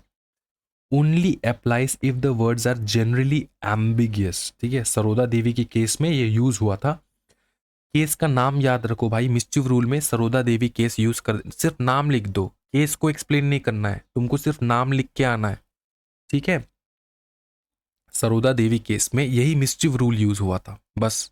जब तुम मिस्चिफ रूल के बारे में पूछ लेगा ना, तो तुम अगर लिख दोगे case law, relevant case law, अगर लिख के तुम लिखोगे रेलेवेंट केस लॉ सरोदा देवी केस, खत्म, 1 मार्क ऐड हो गया। जैसे कंपनी लॉ में सेक्शन लिखते हो तुम, वैसे जीआईजीएल में तुमको ये लिखना है। क्या लिखना है? केस लॉ लिखना है, ठीक। उसके बाद देखो, if plain meaning works use that even if hidden rule seems tempting. मतलब जज को लग रहा है कि यार हिडन रूल यूज करते हैं ना, लेकिन अगर प्लेन मीनिंग काम कर रहा है तो तुम हिडन रूल को यूज क्यों करोगे? हिडन रूल मतलब यही मिस्चिफ रूल को यूज क्यों करोगे, ठीक है। तो नाम को याद रख लेना, एग्जामिनेशन में तुम भूल जाओगे कि यही जो हिडन रूल है यही मिस्चिफ रूल है। याद रखना, हिडन रूल आ गया तो ऐसा मत सोचना कि क्या है नहीं है। अच्छा, इसको याद कैसे करें? मिस्चिफ से ही पता चल जाएगा तुमको, मिस्चिफ रूल। हिडन मतलब हाइड करना, मतलब एक्चुअल मीनिंग हाइड हो रहा है, एक्चुअल मीनिंग छुप रहा है, उसको निकालना, तो हिडन रूल, ठीक है, मिस्चिफ रूल। इस प्रकार से थोड़ा दिमाग लगाओ कि इसको याद कैसे करना है, ठीक। बाकी समझ के जाना है, बस खत्म बात, ठीक। ओके, फिर आता है हमारा रूल ऑफ रीजनेबल कंस्ट्रक्शन उट रेस मैजिस वैलिड कंपैरेट। क्या बताओ? रूल ऑफ रीजनेबल कंस्ट्रक्शन उट रेस मैजिस वैलिड कंपैरेट। अच्छा, ये जो टर्म्स है ना, ये जो मैक्सिम्स है, ये अलग अलग भाषा में है, इसको याद करना है। एग्जामिनेशन में यही पूछ लेगा, तुमको लिखेगा नहीं रूल ऑफ रीजनेबल कंस्ट्रक्शन बताओ, ऐसा नहीं, तुमको वन लाइन स्टेटमेंट दे देगा, उट रेस मैजिस वैलिड कंपैरेट एक्सप्लेन।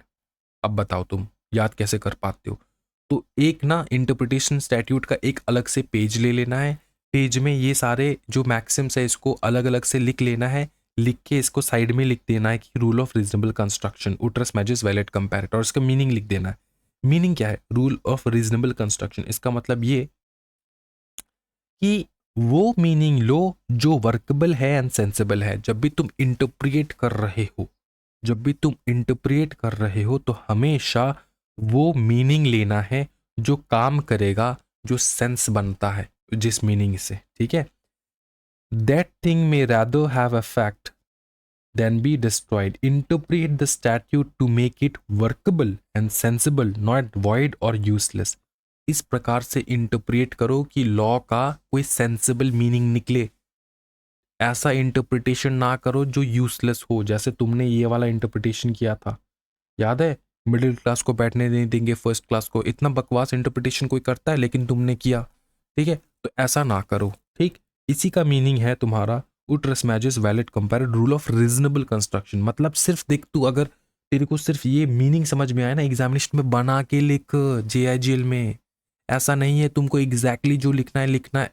भाई हमारे स्टूडेंट 78 के ऊपर लेकर आए मार्क्स JIGL में, 78, ठीक। इससे भी ज्यादा लाते हैं स्टूडेंट्स, लेकिन अगर पॉसिबल है तो तुम भी कर पाओगे। कैसे लेकर आए? सिंपल मीनिंग लिखा उन्होंने एग्जामिनेशन में एक्सप्लेन करके। रीजनेबल कंस्ट्रक्शन मतलब जो भी तुम कंस्ट्रक्शन कर रहे हो, कंस्ट्रक्शन का मतलब इंटरप्रिटेशन होता है, जो भी तुम इंटरप्रिटेशन कर रहे हो, जो भी तुम कंस्ट्रक्शन कर रहे हो, एकदम रीजनेबल होना चाहिए, अनरीजनेबल नहीं होना चाहिए, ठीक है। समझ में आ रहा है? जो वर्कबल हो, जो सेंसिबल हो, ठीक। दैट मेक सेंस, सिंपल चीज है, ठीक है। ओके, केस लॉ देखो, तीर्थ सिंह, तीरथ सिंह, ठीक है, केस लॉ तीरथ सिंह। तीरथ सिंह के केस में क्या बताया गया? Modification of meaning structure is allowed only if literal meaning leads to manifest contradiction, inconvenience, absurdity, hardship and injustice that wasn't intended, ठीक है। कि तुम जब इसको पढ़ रहे हो, कोई भी लॉ को इंटरप्रेट कर रहे हो, तब उस लॉ को, उस मीनिंग को तुम थोड़ा बहुत मॉडिफाई कर सकते हो। कहा गया ये मॉडिफिकेशन, तुम थोड़ा बहुत मॉडिफाई कर सकते हो। क्यों मॉडिफाई करना है? क्योंकि अगर मॉडिफाई नहीं करे ना तो कॉन्ट्राडिक्ट हो रहा है, एक प्रोविजन दूसरे प्रोविजन से कॉन्ट्राडिक्ट हो रहा है, इनकन्वीनियंस हो रहा है, एब्सर्डिटी बन रहा है, हार्डशिप हो रहा है, दिक्कत हो रहा है, इनजस्टिस हो रहा है। इसलिए तुमको थोड़ा बहुत इसको मॉडिफाई करना है। क्या मॉडिफाई पॉसिबल है? यस। मॉडिफिकेशन का मतलब ही होता है रीजनेबल कंस्ट्रक्शन। ऐसा कंस्ट्रक्शन करो जो रीजनेबल हो, जिससे पनिशमेंट मिल पाए, जिससे प्रॉब्लम सॉल्व हो पाए, इस प्रकार का। इसको कहा जाता है रूल ऑफ रीजनेबल कंस्ट्रक्शन। बस यही तुमको एग्जामिनेशन में लिख के आना है, ठीक। फिर देखो रूल ऑफ हार्मोनियस कंस्ट्रक्शन, ये तो बहुत ही बवाल है। अब देख, सिंपल चीज मैं तुमको बताता हूं, ठीक है। क्या होता है ना कि जैसे मैं तुमको समझाता हूं, प्रैक्टिकल एग्जांपल देता हूं, जैसे कंपनी लॉ, ठीक है। एक है कंपनी लॉ, एक है SS सेक्रेटरियल स्टैंडर्ड, फिर है तुम्हारा सेबी है, securities exchange board of India, ठीक है। सेबी का अलग लॉ है। तो इन लॉ में, इन जो ये सारे इतने सारे लॉ है, इनमें बताओ एक चीज, किसके बारे में ज्यादा बताया गया? कंपनी के बारे में बताया गया है। इन तीनों चीज में सबसे ज्यादा कंपनी के बारे में बात होता है ना। ये भी कंपनी के बारे में बात, ये भी कंपनी के बारे में बात करता है। तो कंपनी का पकड़ लो, जैसे मम्मी है कंपनी लॉ, मदर, जिसने जन्म दिया कंपनी को। सेबी होता है फादर, ठीक है। और एसएस तो बड़ा भाई इस प्रकार से पकड़ सकते हो।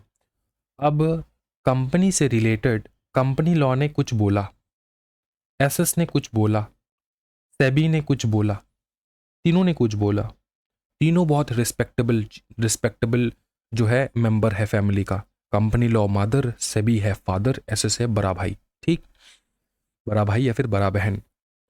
अब बात यह है कि तीनों ने जो कुछ भी बोला है ना, किसी भी एक टॉपिक से रिलेटेड, किसी भी एक टॉपिक से रिलेटेड तीनों ने अलग अलग बात बताया है। क्या बताया? अलग अलग बात।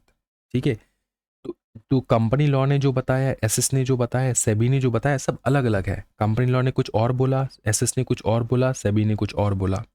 ठीक है, तो अपने को घर में इज्जत देना है मम्मी को प्लस फादर को प्लस बिग ब्रदर या फिर सिस्टर को अपने को इज्जत देना है।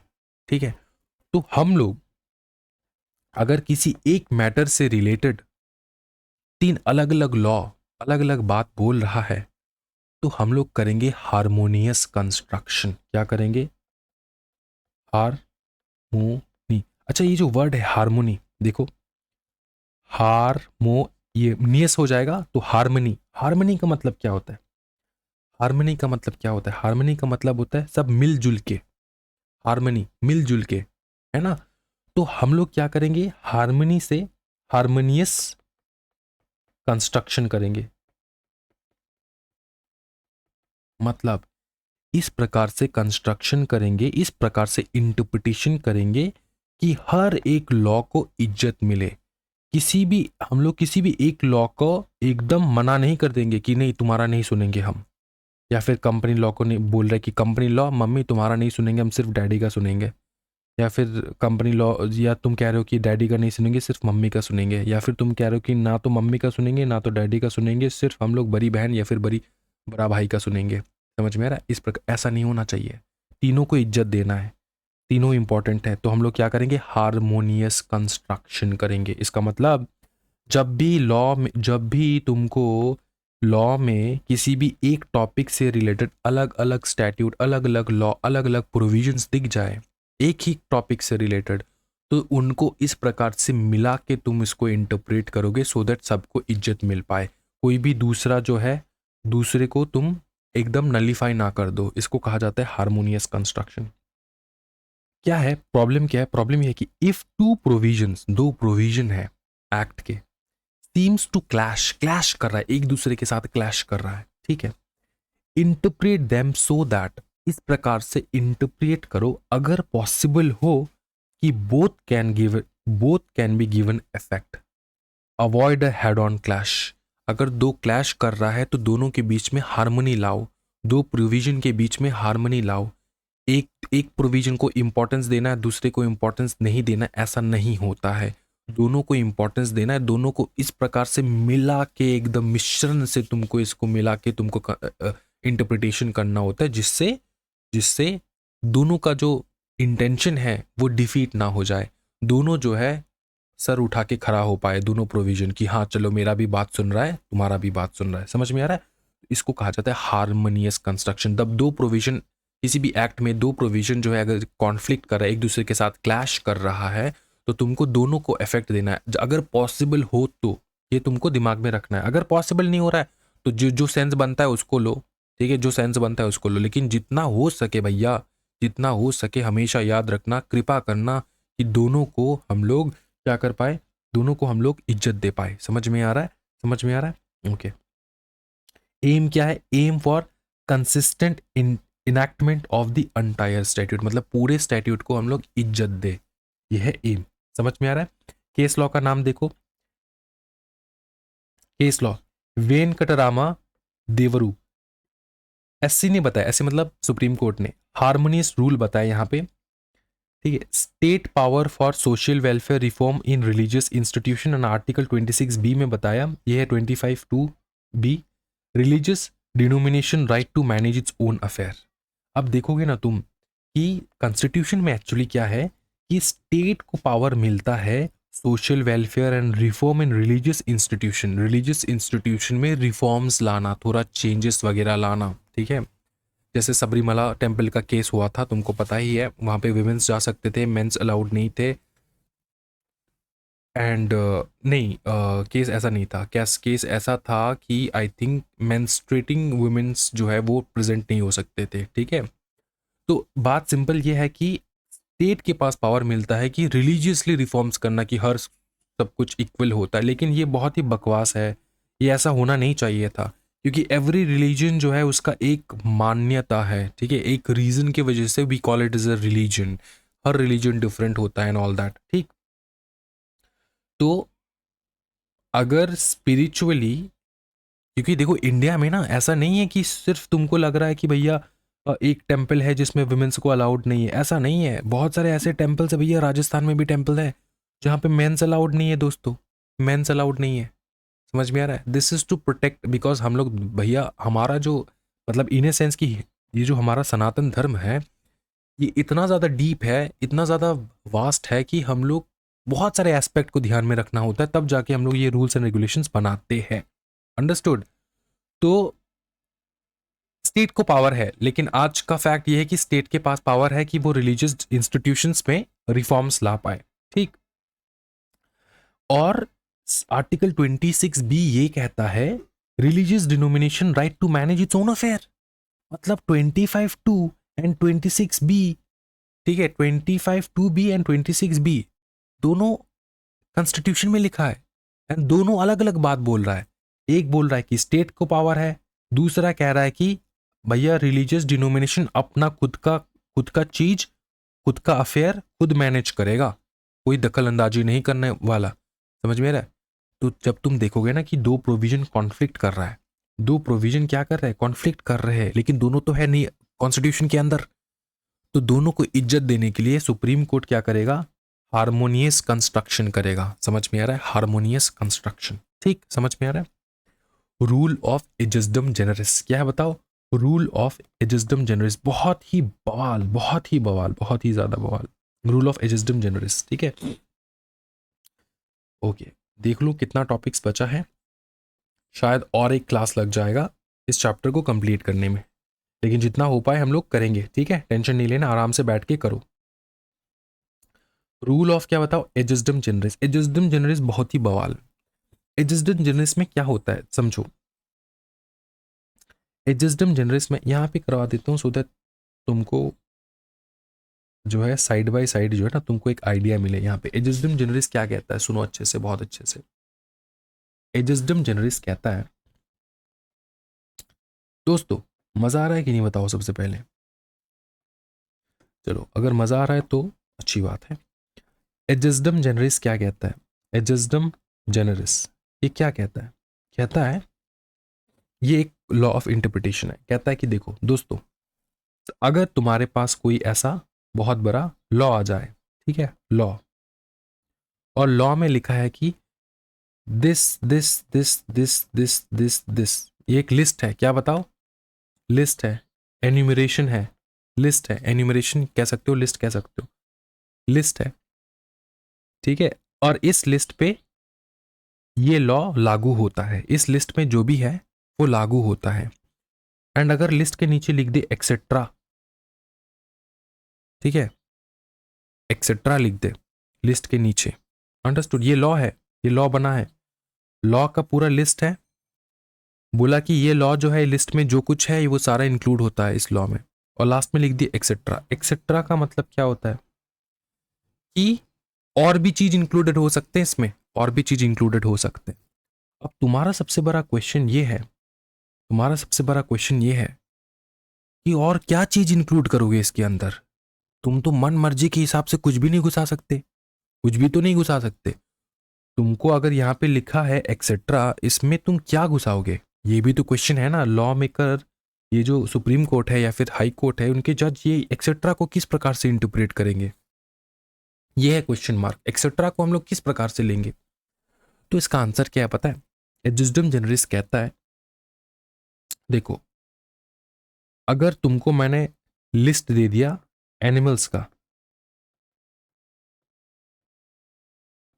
ठीक है, एनिमल्स का मैंने तुमको लिस्ट दे दिया, एनिमल्स के लिस्ट पे मैंने लिखा है लायन, टाइगर, एलिफेंट, हाइना, ठीक है, और क्या क्या बताओ? हिपोपोटामस, ठीक है, फिर लेपर्ड, ठीक, ये मैंने लिस्ट दे दिया, फिर मैंने दिया एक्सेट्रा। अब तुम कॉमन सेंस लगाओ, इस एक्सेट्रा में तुम क्या क्या इंक्लूड करोगे?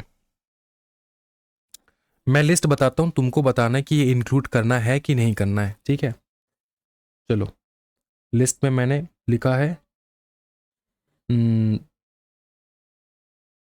ओके, सो राइनो, ठीक है, राइनो हो गया, फिर है क्रोकोडाइल, ठीक है, क्रोकोडाइल सीसी लिख दिया मैंने, और फिर और क्या क्या हो सकता है? फिर मैंने लिख दिया, चलो मैंने लिख दिया octopus, octopus, I think this is the spelling, octopus, ठीक है, फिर शार्क, ठीक है, फिर मैंने लिखा चिकन, फिर मैंने लिखा चिकन मैंने लिखा, उसके बाद मैंने लिखा डॉग, उसके बाद मैंने लिखा कैट।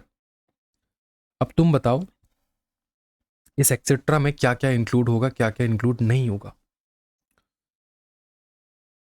अब जो भी बच्चा है जिसको थोड़ा कॉमन सेंस है, वो क्या करेगा, इस एक्सेट्रा में क्या आएगा नहीं आएगा, इसको डिटरमाइन करने से पहले वो डिटरमाइन करेगा एक्सेट्रा से पहले जो ऊपर वाले वर्ड्स है, the words above, words above, words above, उसके दिमाग में क्वेश्चन आएगा, क्या ये वर्ड्स किसी पर्टिकुलर क्लास के हैं, पर्टिकुलर टाइप के हैं क्या, पर्टिकुलर क्लास पर्टिकुलर टाइप के है क्या? फिर वो अच्छे से पढ़ेगा, देखेगा, अच्छा लायन है, टाइगर है, एलिफेंट है, हाइना है, हिप्पो है, लेपर्ड है, तो ये तो सर, ये तो हमको वाइल्ड एनिमल्स लग रहे हैं, वाइल्ड एनिमल्स, वाइल्ड एनिमल्स लग रहे हैं सर, एनिमल्स के अंडर लग रहा है सर, ये वाइल्ड एनिमल्स का लिस्ट है। तो एक्सेट्रा में क्या क्या आएगा? एक्सेट्रा में क्या राइनो आएगा? आंसर है हाँ सर, वाइल्ड एनिमल है। क्या क्रोकोडाइल आ सकता है? ये भी एक प्रकार का मैमल ही है, तो ये भी इंक्लूड हो सकता है। ऑक्टोपस आ सकता है? नहीं सर, ऑक्टोपस नहीं आ सकता क्योंकि वो वाटर वाटर क्रिएचर है। शार्क आ सकता है? नहीं सर, शार्क नहीं आ सकता, ये भी वाटर है। चिकन आ सकता है? नहीं सर, ये तो डोमेस्टिक है सर। डॉग आ सकता है? नहीं, ये तो तुम्हारा डोमेस्टिक है सर। डॉग में वाइल्ड डॉग्स भी होते हैं, वो पकड़ लो एक्सेप्शन में आ जाता है। कैट सर, कैट भी डोमेस्टिक है सर, तो ये नहीं आएगा। तो इसी प्रकार से हम लोगों ने डिटरमाइन कर पाए कि क्या आएगा एंड क्या नहीं आएगा, क्या आ सकता है एंड क्या नहीं आ सकता है, ये भी हम लोगों ने डिटरमाइन कर रखा है। यही कहता है तुम्हारा एजिस्डम जेनरस। कहता है जब भी लॉ में तुमको इस प्रकार से एक्सेट्रा मिले, तो तुमको एक्सेट्रा में क्या इंक्लूड होगा, इसको डिटरमाइन करने से पहले तुमको डिटरमाइन करना है दोस्तों कि एक्सेट्रा के पहले क्या लिखा है, उसका क्या क्लास है, उसका क्या टाइप है, उसका क्या जेनेसिस है, ठीक है, उसका क्या जेनेसिस है, क्या टाइप है, क्या क्लास है। जब तुम वो डिटरमाइन कर लोगे, तब तुम ऑटोमेटिकली एक्सेट्रा में क्या आ सकता है नहीं आ सकता है, वो तुम आराम से डिटरमाइन कर पाओगे। क्या ये समझ में आ रहा है दोस्तों? हाँ जी बताओ।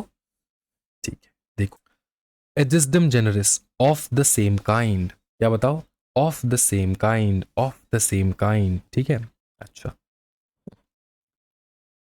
कोर आइडिया क्या है? When a list of specific words belonging to a class या फिर category is followed by a general word, general word लिखा है, द जनरल वर्ड, जनरल मतलब एक्सेट्रा के बारे में बात हो रहा है, ठीक है, general word are are interpreted to include only the thing of the same kind. इस प्रकार से इंटरप्रेट करो कि तुम उसको सेम काइंड ऑफ वर्ड्स को ही तुम इसमें डालो, सेम काइंड ऑफ वर्ड्स को ही तुम इसमें डालो, of the same kind as the specific words are listed, ठीक है, as the specific words are listed मतलब जो वर्ड्स लिस्टेड है उसी के सेम काइंड का वर्ड्स तुम इस जनरल वर्ड के अंदर घुसाओगे, एक्सेट्रा के अंदर घुसाओगे। क्या ये समझ में आ रहा है? एग्जाम्पल देखो, एग्जाम्पल में if the law applies to, अगर लॉ अप्लाई हो रहा है car, trucks, motorcycle and other vehicles अगर लिखा है, तो अदर व्हीकल्स में क्या आएगा? अदर व्हीकल्स में ऑब्वियसली एरोप्लेन्स तो नहीं आएंगे, बोट तो नहीं आएगा, एरोप्लेन्स एंड बोट्स तो नहीं आएगा ना, क्या बताओ, एरोप्लेन्स एंड बोट्स आएगा क्या? नहीं आ सकता। क्यों नहीं आ सकता? क्योंकि एक है एयरलाइन का, दूसरा है तुम्हारा वाटर लाइन का, समझ में आ रहा है? तो ये नहीं आ सकता, समझ में आ रहा है? यहाँ पे नॉर्मल ट्रांसपोर्टेशन के बारे में बात हो रहा है, car, trucks, motorcycles and other vehicles के बारे में बात हो रहा है, समझ में आ रहा है? तो इस प्रकार से अदर व्हीकल्स जो है, इसको इस प्रकार से इंटरप्रेट करना है कि सेम कैटेगरी के व्हीकल्स आए, ना कि तुम्हारा सीधा तुम बोट पे चले गए, तुम एरोप्लेन घुसा दिए मीनिंग इसके अदर व्हीकल्स के अंदर, ऐसा नहीं, ठीक। कंडीशन क्या है जो एग्जामिनेशन में तुमको लिखना है, जो तुमको मार्क्स देगा, जो तुमको मार्क्स देगा, ठीक। कंडीशन क्या है? कंडीशन ये है दोस्तों, तुमको लिखना है, कंडीशन ये है दोस्तों, तुमको लिखना है कि statute has a list of specific word. ये जो statute has a list of specific word, first तुम देखोगे ये जो लिस्ट ऑफ एनिमल्स है ये क्या है, मैंने तुमको बताया था ये लॉ है। इस लॉ में क्या है? लिस्ट ऑफ स्पेसिफिक वर्ड्स है। तो ये भी पकड़ लो, एक लॉ है, लॉ है। ये जो लॉ है इसके पास क्या है? लिस्ट ऑफ स्पेसिफिक वर्ड्स है। स्पेसिफिक वर्ड्स है कि नहीं? हाँ। तो statute has a list of specific words. This specific words form a distinct category और जिनस, जो मैंने तुमको बताया था, एक अलग ही कैटेगरी, टाइप, क्लास, जेनेसिस या फिर जेनस जो है वो डेवलप करता है ये सारे वर्ड्स, ठीक है, ये दर्शाता है। जब तुमको ये पता चल जाए दोस्तों, जब तुमको ये पता चल जाए कि हाँ भाई this specific words form a distinct category and genesis, तो that category is not exhausted by the specific words. मतलब यहाँ पे एक्सेट्रा लिखा है, ये एग्जॉस्टिव लिस्ट उन्होंने नहीं दिया है, ठीक है, क्योंकि एग्जाम्पल वहां पे लिखा है there are other item of that kind, other item भी है। तो general word follow the specific list, तो जनरली जो इस कैटेगरी में आता है वही फॉलो करेगा इस लिस्ट को, ठीक है। Now there's no clear indication the legislature intended the general word to have a broader meaning। Legislature law में लिखा है, लॉ में ऐसा लिखा है कि ये जो हम लोगों ने एक्सेट्रा लिखा है ना, इसमें हम लोगों ने ब्रॉडर मीनिंग नहीं घुसाने वाले, ब्रॉडर मीनिंग घुसाने के लिए तुमको नहीं बोल रहे हैं, ये लॉ में स्पेसिफिकली लिखा है। There is no clear indication, वहां पे लॉ में ऐसा कुछ लिखा ही नहीं है कि तू ये जो तुम्हारा जनरल वर्ड है एक्सेट्रा हम लोगों ने लगाया है उसमें तुम ब्रॉडर मीनिंग यूज करो। ब्रॉडर मीनिंग मतलब जैसे एरोप्लेन घुसा दिए लैंड ट्रांसपोर्ट में, फिर तुमने घुसा दिया है शिप्स वगैरह, बोट्स वगैरह घुसा दिया है, ऐसा ब्रॉडर मीनिंग के बारे में नहीं बताया गया कि इस प्रकार से तुम इंटरप्रेट करो, ऐसा नहीं बताया गया। तो अगर नहीं बताया गया तो सीधा सीधा एजिस्डम जनरस का रूल लगाना है, एजिस्डम जनरस का रूल लगाना है। क्या ये समझ में आ रहा है? क्या ये पूरा समझ में आ चुका है? एजिस्डम जनरल का रूल क्या कहता है? यही कहता है, ये कोर आइडिया जो है यही कहता है, ठीक। एग्जाम्पल तुम समझा पाओगे, एग्जाम्पल तुम एनिमल लिख के आ जाओ, मैंने बहुत सारे एग्जाम्पल्स, फ्रूट्स का एग्जाम्पल ऊपर में ही दे रखा है, फिर यहाँ पे ट्रक्स वगैरह जो है इंस्टीट्यूट का ही एग्जाम्पल है ये, और यहाँ पे एनिमल्स का मैंने समझा दिया। क्या है समझ में? तीनों में से कोई एक लिख के आ जाओ एग्जामिनेशन में, बवाल मार्क मिलने वाला है, ठीक। चलो अब देखो यहाँ पे फिर आता है हमारा दोस्तों बहुत ही इंटरेस्टिंग सा चीज जो है अदर रूल ऑफ इंटरप्रिटेशन। क्या है बताओ? अदर रूल ऑफ इंटरप्रिटेशन, ठीक है। अदर रूल्स ऑफ इंटरप्रिटेशन क्या है बताओ? Other rule of interpretation, other rule of interpretation में अलग अलग प्रकार के रूल्स होते हैं इंटरप्रिटेशन का। जैसे हम लोगों ने कितने सारे रूल्स देखे, हार्मोनियस कंस्ट्रक्शन देखा, एजिस्डम जनरस देखा, ठीक है, लिटरल कंस्ट्रक्शन देखा, तो कितने सारे कंस्ट्रक्शन देखे। इसी प्रकार से ये भी एक प्रकार का रूल है इंटरप्रिटेशन का, ठीक। पहला रूल देखो, एक्सप्रेसियो यूनिस एस्ट एक्सक्लूसिव अल्टरियस। इसका मतलब ये कि एक्सप्रेस मीनिंग इम्प्लाइड एक्सक्लूजन, ठीक है। Express meaning sorry express mention implied exclusion, express mention implied exclusion. फिर से देखो, एक्सप्रेसियो यूनिस एस्ट एक्सक्लूसिव अल्टरियस, इसका मतलब क्या होता है? Express mention implied exclusion. इसका मतलब ये समझ लो बहुत अच्छे से, अगर मैंने पकड़ लो, मैंने तुमको बताया यहाँ पे, ठीक है, जितने भी बॉयज है, जितनी भी बॉयज ये वीडियो देख रहे हैं, सारे बॉयज जो है ये जो हैंड का इमोजी होता है, ये इमोजी यूज करो एंड कमेंट सेक्शन में कमेंट ड्रॉप करो। अगर मैंने ऐसा बोल दिया, पकड़ लो, ठीक। मैंने क्या बोला? All the boys drop a hand emoji in the comment section. ठीक, ये मैंने बोल दिया। इसका मतलब क्या होता है? मैंने एक्सप्रेसली किसको बोला है? एक्सप्रेसली मैंने एक्सप्रेसली किसको बोला है भाई? बता ना। बॉयज को बोला है। अगर मैंने एक्सप्रेसली किसी को मेंशन किया है, अगर मैंने एक्सप्रेसली किसी को मेंशन किया है, इसका इंप्लाइड मीनिंग ये होता है, इंप्लाइड मतलब ऑटोमेटिक, इंप्लाइड मीनिंग ये होता है कि भैया गर्ल्स एक्सक्लूडेड है ना, गर्ल्स जो है वो एक्सक्लूडेड है। गर्ल्स क्या है बताओ? एक्सक्लूडेड है दोस्तों, गर्ल्स आर एक्सक्लूडेड। ठीक, अगर मैंने कहा तुमको कि भाई सुनना, मैं क्लास में गया, ठीक है, मैं क्लास में गया, मैंने बोला all the boys stand up, इसका मतलब क्या? इसका मतलब ये इम्प्लाइड मीनिंग आता है कि सारे गर्ल्स सेट डाउन रहेंगे, गर्ल्स तो खड़े नहीं होंगे। तो सिंपल बात यह है कि एक्सप्रेसली जब कुछ भी चीज मेंशन किया जाए, इसका मतलब उसके अलावा जो भी चीजें है वो एक्सक्लूड किया गया है, वो एक्सक्लूड किया गया है। क्या ये समझ में आ रहा है? चलो, एक्सप्रेसियो यूनिस्टेस एक्सक्लूसिव अल्टर यस, इसका मतलब express mention implied exclusion. Simple चीज, the express mention of one thing implies that the exclusion of another. Simple चीज। Application: if a statute specifically lists certain things, it often presumes that these things not listed are not intended to be included. मतलब statute में, statute क्या है बताओ? Statute है written law. अभी जो written law है, रिटन लॉ में अगर मैंने एक्सप्रेसली कुछ भी चीजें मेंशन कर दिया है, कुछ भी चीजें मैंने मेंशन कर दिया है, एक्सप्रेसली मैंने कुछ भी चीजें अगर मेंशन कर दिया है स्टैट्यूट में, लॉ मेकर्स ने मेंशन कर दिया, इसका मतलब ये कि जो मेंशनड है वो इंटेंशनली मेंशनड है, और जो मेंशनड नहीं है वो एक्सक्लूडेड है ना, जो मेंशन नहीं है वो एक्सक्लूडेड है। तो सिंपल चीज आ गया। If a statute specifically lists certain things, it often presumes that things not listed, जो things listed नहीं किया गया है, they are not intended to be included. Simple चीज, ठीक है। omission might be accidental, इस काम में omission might be accidental. The rule shouldn't be used if it leads to inconsistency or injustice. इस रूल को तुमको यूज नहीं करना है अगर इनकंसिस्टेंसी बन रहा है या फिर इनजस्टिस बन रहा है। कभी कभार एक्सीडेंटल ओमिशन भी हो जाता है लॉ मेकर्स से, ठीक है, ये बाद में जाके इंप्रूव होता है। फिर doesn't apply if the statute language is plain and clear otherwise, ठीक है, ये अप्लाई नहीं होगा अगर स्टैट्यूट का लैंग्वेज बहुत ही क्लियर, क्योंकि ये तो एडवांस इंटरप्रिटेशन स्किल्स है ना। ये जो रूल हम लोग लगाते हैं ना, एक्सप्रेसियो एक्सप्रेसियो यूनिस्ट एस्ट एक्सक्लूसिव अल्टरियस, ये तो एडवांस है भैया। एडवांस में तभी जाना है जब नॉर्मल इंटरप्रिटेशन नहीं काम कर रहा है, ठीक है। तो doesn't apply if the statute language is plain and clear otherwise, मतलब क्लियर है, प्लेन है लैंग्वेज, तो तब यूज नहीं करना है, जब प्लेन क्लियर ना हो तब तुमको यूज करना है। क्या है, समझ में आ रहा है? उसके बाद आता है कॉन्टेम्पोरेनिया एक्सपोजिटो एस्ट ऑप्टिमा एट फोर्टिसिमा इन लेगे, ठीक है, इसका मतलब कॉन्टेम्पोररी एक्सपोजिशन इज बेस्ट। उसके बाद आता है नोसिटर एसोसिस नोन बाय इट्स एसोसिएट्स। फिर आता है स्ट्रिक्ट एंड लिबरल कंस्ट्रक्शन, ठीक है।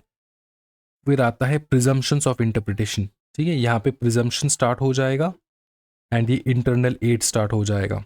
बहुत ही ब्यूटीफुल। फिर हम लोग देखेंगे ऑडी अल्ट्रम पार्टम, ओह ब्यूटीफुल ब्यूटीफुल सिनेरियो है। तो हम लोग और एक क्लास लेंगे और इस चैप्टर को कंप्लीट कर देंगे, ठीक है। 2 क्लास में ये चैप्टर पूरा का पूरा कंप्लीट हो जाएगा दोस्तों, टेंशन नहीं लेना है, ठीक है। अच्छा, आज हम लोगों ने यहाँ तक कंप्लीट कर रखा है, ठीक है। एक्सप्रोसियो यूनिस्ट एस्ट एक्सक्लूसिव अल्टरियस तक कंप्लीट कर रखा है हम लोगों ने। और ये जो चीज़ है, ये हम लोग इसका बहुत सारे प्रैक्टिस क्वेश्चंस करने वाले हैं। प्रैक्टिस क्वेश्चंस जो है मैं तुमको नोट्स में अवेलेबल करवा दूंगा। ये जो नोट्स तुमको मैं प्रोवाइड करूंगा ना, इसी नोट्स के साथ मैं तुमको प्रैक्टिस क्वेश्चंस अवेलेबल करवा दूंगा। शाम के 8 PM तक तुम सारे प्रैक्टिस क्वेश्चंस को प्रैक्टिस करके घर में हमारे घर मतलब वही ग्रुप हमारा घर ही है, उसमें अपलोड कर देना है ग्रुप में। एंड 8 बजे मैं आपको सजेस्टेड आंसर दूंगा। इससे पहले जो भी स्टूडेंट्स है, सारे स्टूडेंट्स को रिक्वेस्ट है कि ज़रूर प्रैक्टिस क्वेश्चन करके अपलोड करना है, ठीक है? मैं टाइम निकाल के उसको चेक करूँगा संडे संडे, टेंशन ना लो, ठीक? अब देखो, एक चीज़ मैं तुमको समझाता हूँ कि कोई भी अगर डाउट है, यहाँ तक अगर एक भी लाइन, एक भी वर्ड में डाउट है, तो टेंशन ना लो, तुमको पूछ लेना है डाउट। मैं हूँ, ठीक है? मैं तुमको डाउट जो है कमेंट सेक्शन में रिप्लाई कर दूँगा एंड ग्रुप में भी रिप्लाई करूँगा, तो मेरे को टैग करके डाउट्स पूछ लेना है, ठीक है? समझ में आ रहा है? I hope it is very much clear and मैं बहुत ही बवाल तुम लोग को प्रिपरेशन करवा दूंगा, एकदम टेंशन नहीं लेना है, प्रोवाइडेड दैट तुम प्रॉपर तरीके से रिवीजन वगैरह घर पे करते रहो। आज का आज लेक्चर देख के कंप्लीट कर दो एंड देन रिवीजन घर पे करते रहो, ठीक है? वीडियो को ज़्यादा से ज़्यादा प्यार दिखाना दोस्तों। आज की वीडियो में इतना ही। Thank you so much everyone, happy learning guys, bye bye, take care and जय हिंद।